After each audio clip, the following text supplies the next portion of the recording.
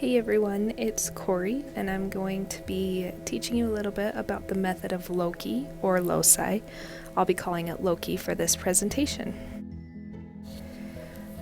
The method of Loci is a memory technique that allows you to form memorable connections between bits of information from your everyday life. It is commonly used in psychology and neurobiology, but I used it for my anatomy and physiology courses. This memory technique is used in the World Memory Championships, and it has been proven that participants that use this method can recall lots of information in a short amount of time. The method of Loci allows you to take a mental journey along a familiar route while associating unknown concepts and materials along the way. By using this method, you already know half of the information you are studying, which makes for easier recall. This technique is also referred to as the memory palace. You can use the method of Loci as you're commuting to and from school or work by associating concepts that you're studying with stops on the bus, exits on the freeway, or maybe you're taking a mental walk around a familiar park, and as you're taking that mental walk, you're thinking of what you are studying, so that as you're sitting in the testing center and you take that mental journey one more time, you can think about where you were and what you were studying, and you'll be able to recall it easier.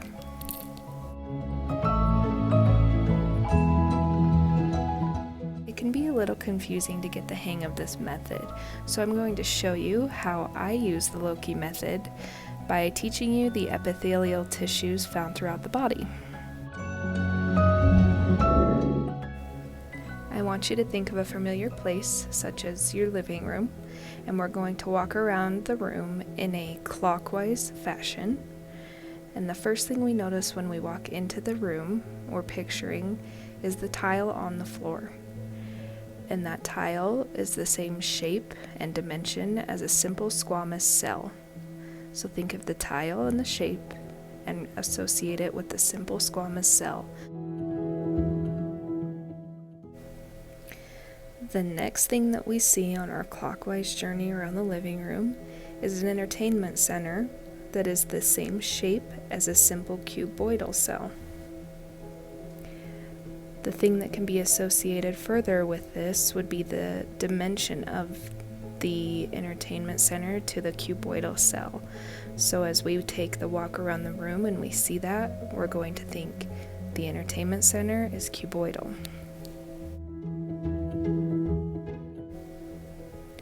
As we continue on our mental journey around the living room, we notice the curtains hanging in front of the window, and we notice that they are the same rectangular shape as a simple columnar cell. This is unique in the fact that they are taller than any other cell, just like curtains are taller than almost anything else in the living room, so that can be associated with the curtains.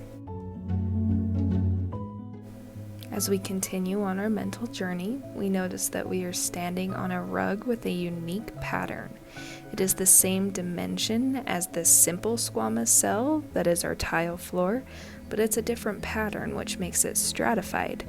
So we notice that the rug is stratified squamous, same dimension as the simple squamous, but it has a different pattern.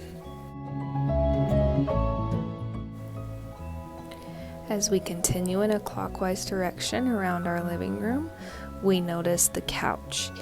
And we notice that the couch has basically two layers, the layers where you sit and the layer that you rest your back on. And this can be associated with the stratified cuboidal cell because they're stacked on top of each other. And if you notice, it has the same pattern as the rug on the floor, which makes it stratified. It has that same lattice pattern. Next to the couch, we see a bookshelf. And just like books are stacked on shelves on a bookshelf, we have columnar cells that are stratified and stacked on top of one another.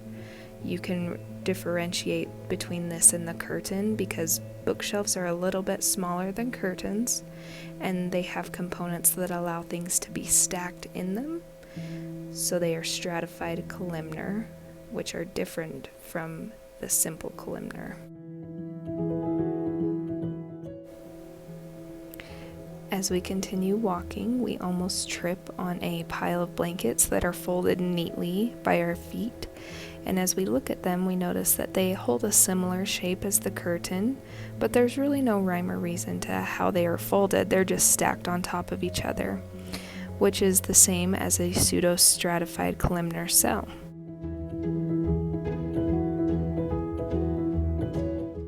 Now that we've completed our clockwise mental journey around the living room, we look back and picture it as though a wild party has just went on.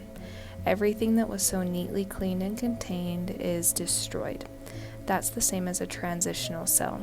There is no manner for how they are stacked or placed next to each other. And this is the same in transitional epithelial cells. There's no rhyme or reason to why they are the way that they are. So it's as if the living room was messed up. You might be thinking, okay, I have associated and visualized, now what? So once you've associated the material you are studying with a familiar place or places, repetition is key. You want to continuously take the same route around the room in your head, recalling the visuals at each location. It helps if you close your eyes and limit your distraction. Try to sit in the same position that you will be in at the testing center. When you are confident that you will be able to recall the information that you've studied, it is important to strive for relaxed concentration. Before you go into the testing center, calmly walk through the familiar route that you've created, pausing to visualize the material that you studied.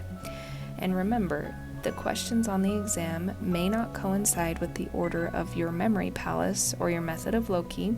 However, it is important that you take your time down your visual path in that clockwise manner until you reach the answer you're needing. I wanted to conclude the lesson by telling you that effectively using the method of Loci definitely takes practice. The method of Loci is useful to unpack information and organize it with visual cues in your brain by using resources that are already familiar to you. You can use this method in conjunction with other memory techniques as well, and it is super important that you tweak the method as needed to fit your memory and testing needs.